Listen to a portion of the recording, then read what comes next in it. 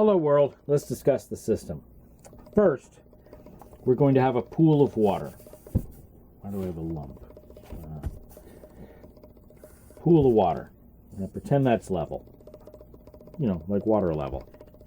This pool of water has a source which drips into it. Now, you got to take into picture, this is 490 feet above ground level, and then the system actually goes down some 200 feet. So we're working within a tight range here of only about 30 feet for the variances in the, I'm going to call it the outside water levels.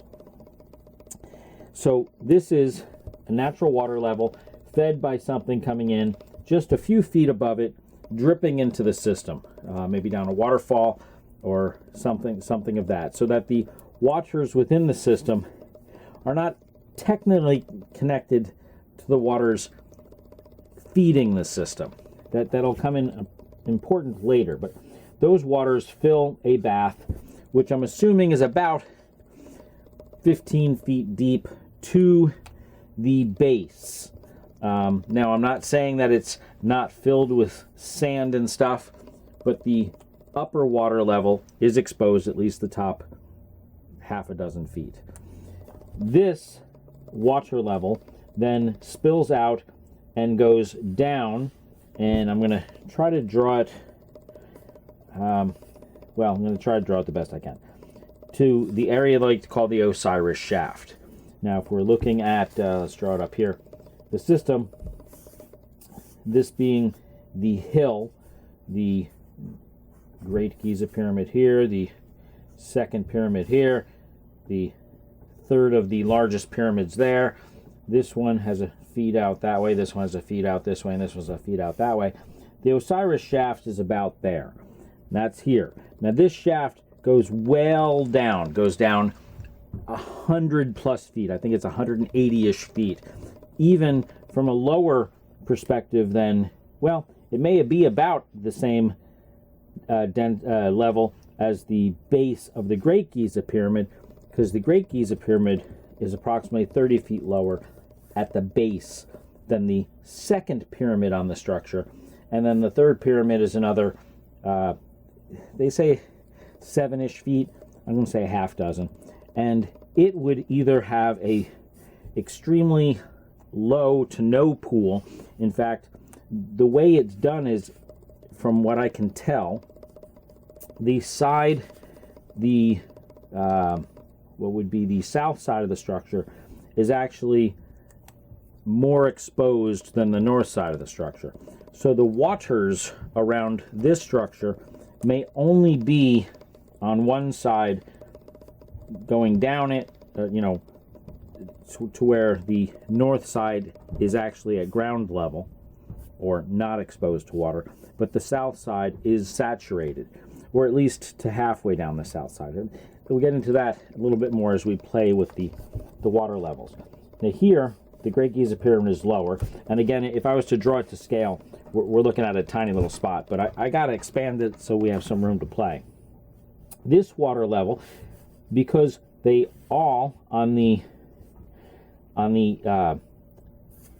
east side of the Great Giza Pyramid, there's that one pit that has the separations and the, if you look at it kind of 3D, there's a hole about there, and this structure comes up to where the water levels can flow up and spill into here, but we'll have to get to a higher elevation to spill into there. And that's about the right level where I want it to be. Although it really is more down here. But when I'm looking at this, what we're going to be playing with is, this is the normal water flow. Water comes in, water comes out.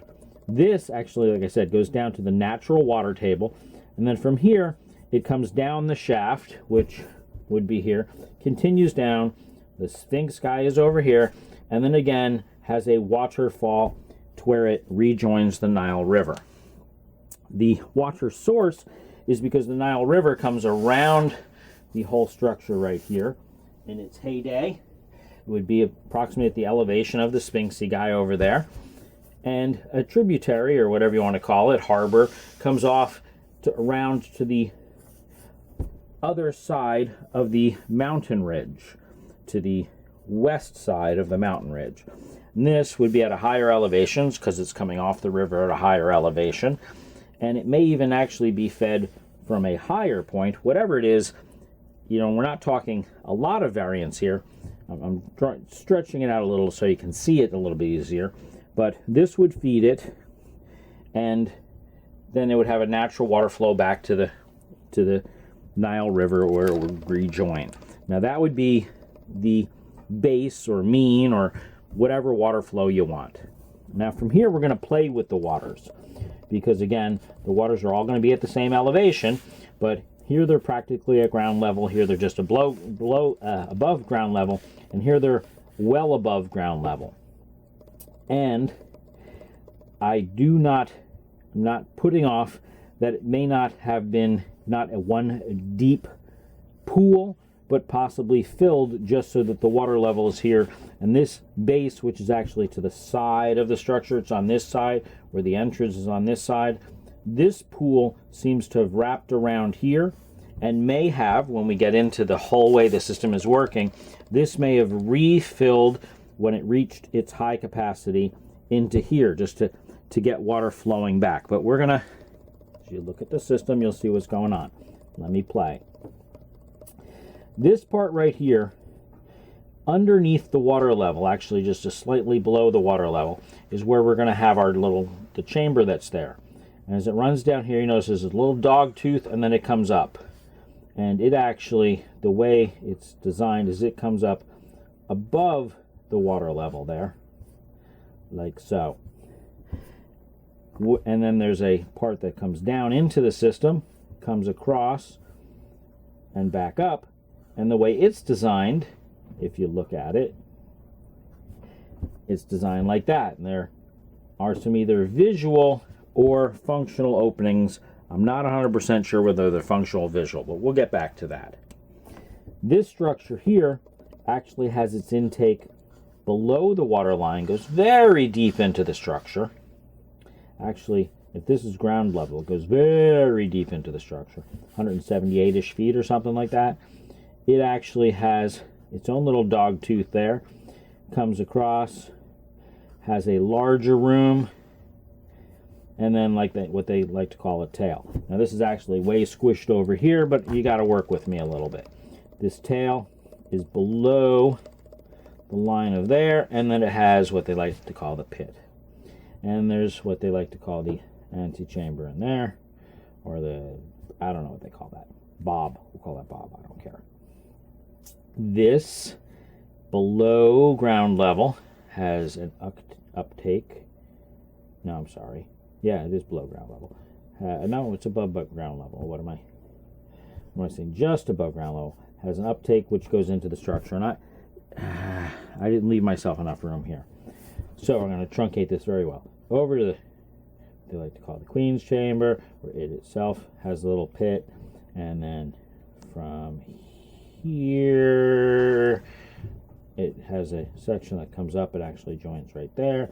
And it has the grotto. The grotto is at ground level. That's very important. That's directly at ground level. We have the Grand Gallery and the antechamber and the King's Chamber. Now, I'm truncating them like this, but we'll get into that. And the surface of the structure will be out there. There we go. We have another lead here that goes out to the other surface of the structure. Now, what's really occurring, and when you look at the system, imagine here in the grotto, you can do this mentally, the pit in the grotto, we're going to hook a lead to that. We'll call it the cathode. I'm telling you it's earth power using, well, people call it earth batteries and stuff like that, but regardless of that, you have the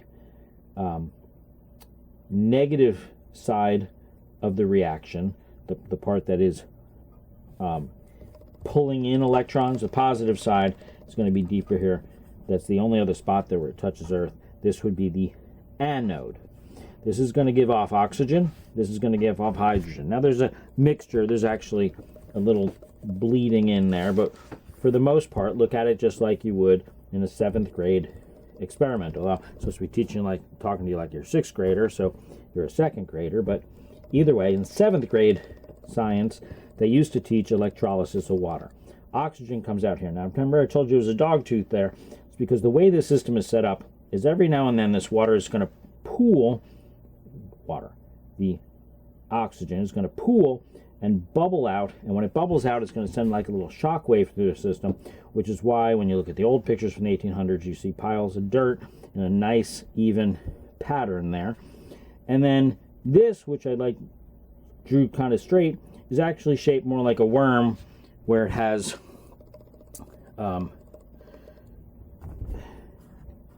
whatever you want to call that type of pattern across it.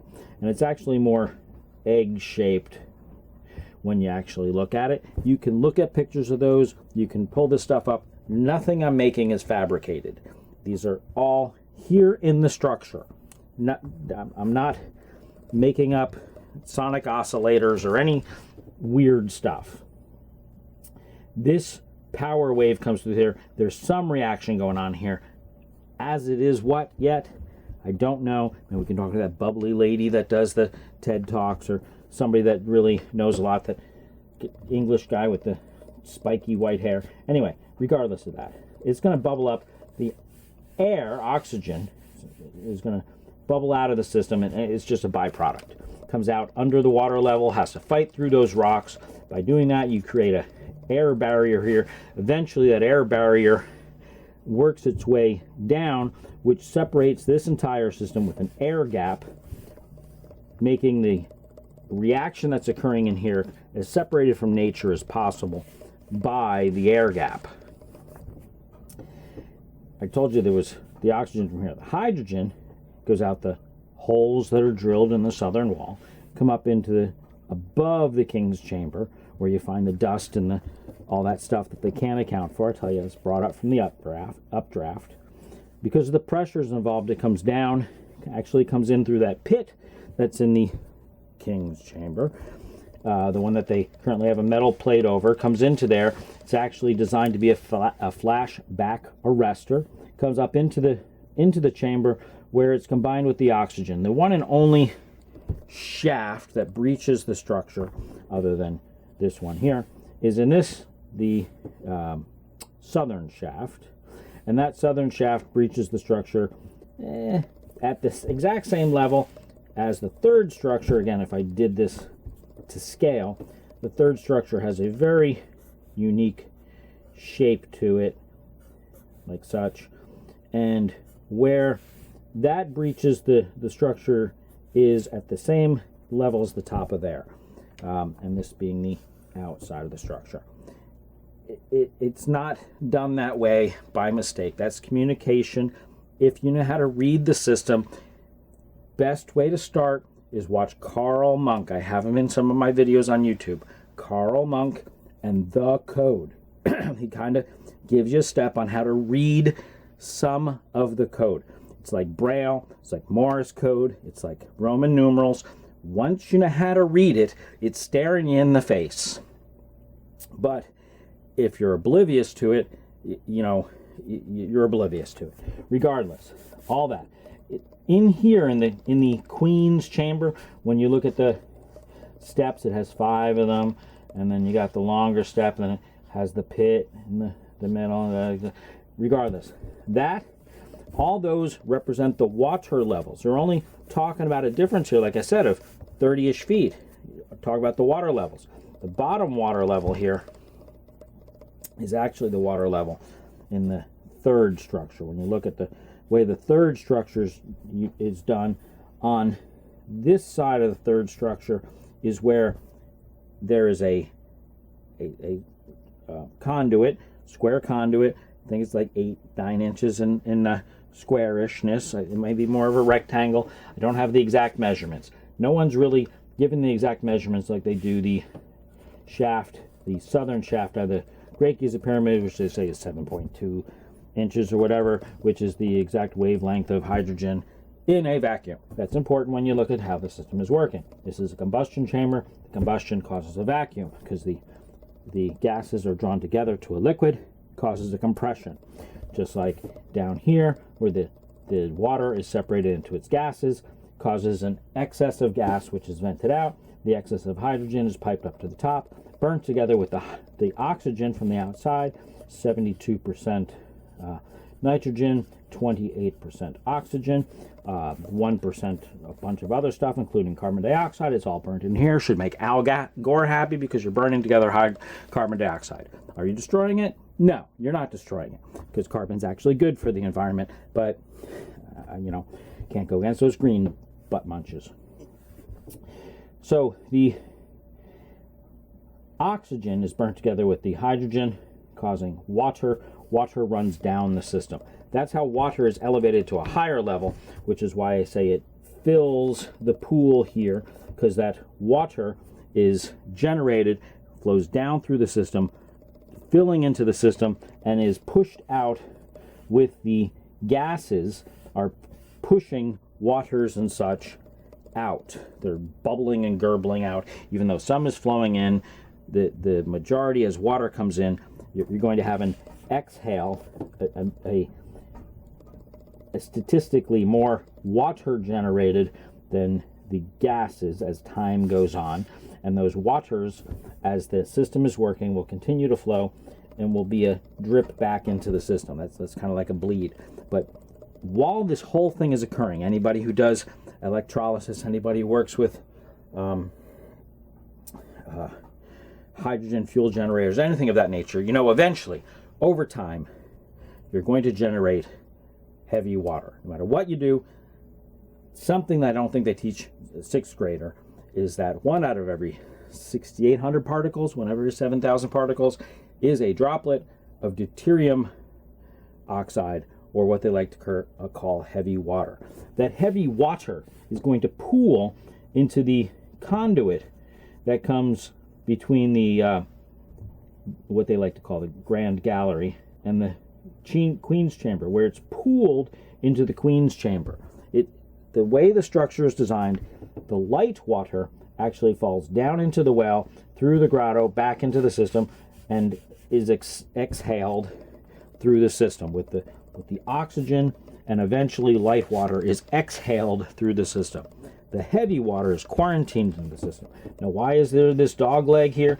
Because the way nature works, with the way the outside structure is done, the way that it's stepped, that it gets bigger and smaller and little wave patterns. You can look at this, structure.Giza.ws, structure.greatgizapyramid.com. Some guy, 1800s, measured all these things, meticulously measured these things.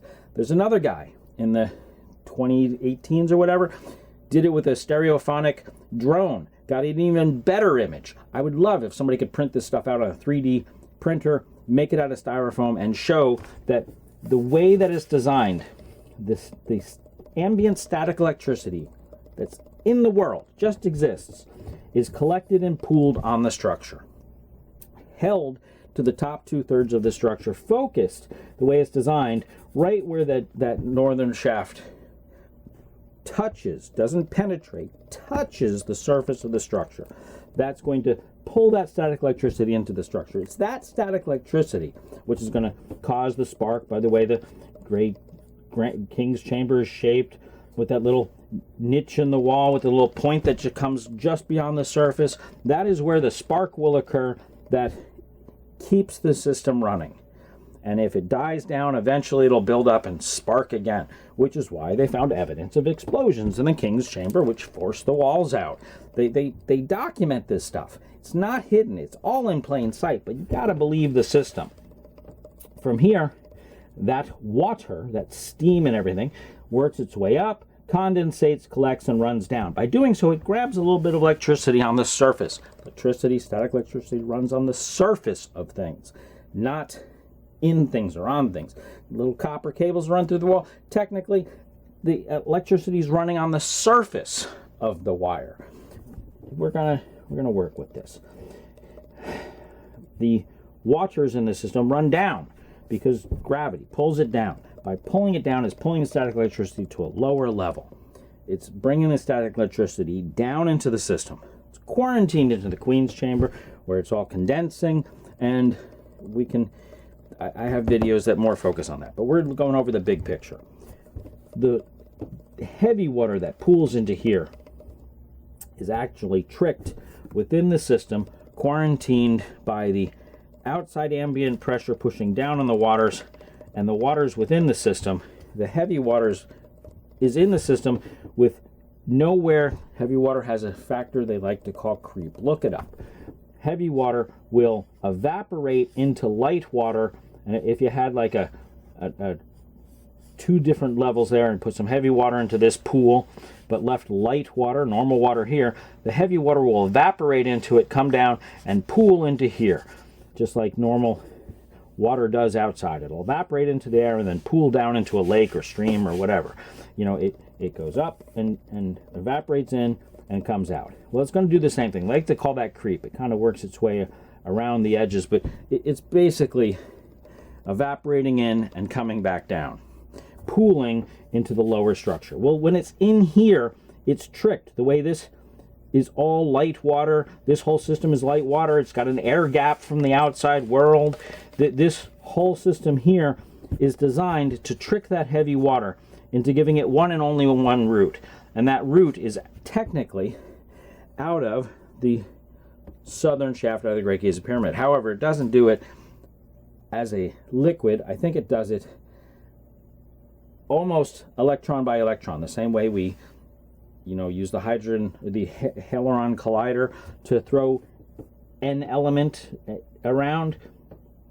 This here, and the same way that we used the horseshoe things to generate the enhance the uranium, how they did that slingshot around the magnetic things. Here what they're doing is they're tricking the deuterium by, on the Osiris shaft, at the first level down, you have a shaft here which heads directly, takes a beeline to the Great Giza Pyramid. I'm going to suggest to you that shaft actually comes up, I think it actually comes up more like here in the system, but it comes up in the system with the shaft that comes out of the Queen's Chamber being the, I believe this would kind of be more the anode of the system, and the cathode is actually shorting through gases and or a lighter than water liquid, which I don't, lighter than heavy water liquid, which is not hard, through the system to the third structure, where it is all quarantined. When you look at this being the ground level, I had said on the north side there's one conduit that comes in. It comes in just below, which would be the water level around the structure, the ambient water level, which, if you take that water level on the north or the west side of the structure, the ground level there is such that I believe this is actually exposed to air, exposed to just ground. That is the electrical control, or that is actually the ground. And the three pyramids actually that are on this side and the three pyramids on this side, those allow the ambient static electricity on this structure to be able to short and work their way to the earth ground. That ambient power that's above it, which would be where the pool of water is, because this side I believe is connected to earth. This side allows it to short to earth above the water, just like you would, well, when you get into electrical stepping stations where they take the 115 volts and step them down into the 660, 440, 220, and 110 that we use in normal houses. When you look at how that's set up, is we can get into that. But for right now, and the ones by the Great Giza Pyramid, the way it's broken down, a little bit less broken down, and the third one is actually more constructed, that helps to quarantine. That's one of the factors that helps to quarantine the static electricity to the surface of this structure. And the lack of the top, the lack of the piece on the top, and the fact, when you look at that, look at the top of the Great Giza Pyramid. There is a rock garden up there with a specific structure. It's a slightly different color rock. It was never designed to have a cap. Nothing is broken or missing from there. There's communication within there as well. It's a story for another day, but don't be deceived by something you see in a museum which is 6 feet by 6 feet, and they tell you it's the capstone to this, which is 39 feet by 39 feet. The middle structure is 9 feet by 9 feet at the top. Maybe it could have had a capstone, but I don't think that was necessary, and I don't think it was ever there. Don't think it was ever stolen. The structures are practically perfect as they are without the damage that we've done to them in the past millennia, past 1,000 years. However, if they were allowed to be reconstructed to their heyday, this could actually be a Halliburton-sized project. We'd have to pour a shitload of cement and sand and stuff. Nothing we can't do. We built the Aswan Dam. We built the Hoover Dam. There's like nothing that you can't do with the right mindset. Regardless, this structure, one of its features is to quarantine heavy waters. Oh, I never got into this structure. This is designed that, if you look at the way that the structure is designed, you look at the top of the box in that room, I'm not going to go too far, is designed to take the condensation that's in that room to catch the bottommost lip of it, like the bottom, I think it's even less than 20%, and when you take that whole thing, to take that condensation, pool it around the back, drip it around the front, and bring it down into the system. I believe that condensation, that particular condensation, when you really focus on it, is going to be a slightly different thing than normal everyday water. There's something special about that, otherwise they wouldn't be quarantining it. And it's pooled down into here, it's allowed to come in, and then from there, it probably has something to do with the creep factor. Oh, I never went over. This whole thing over here is designed as the waters, heavy waters, not light waters, whatever, one of these conduits goes to the pool, which is going to have the most heavy water, which I think is this one, where it's allowed to drip into this pool, which then pulls it over and joins it with this water. So you're forcing the heavy waters to come to this system. I believe they are quarantined and tapped out of here.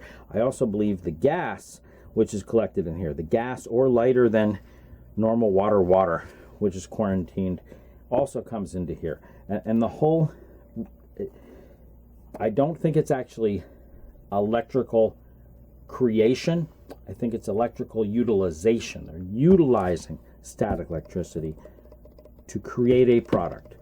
And they're quarantining things in such a way that the statistical averages is that the reaction they want is occurring in the location they want, and they are pooling that, tapping that, selling it, using it. I don't care what they're doing with it. This is far from a tomb. Have a great day.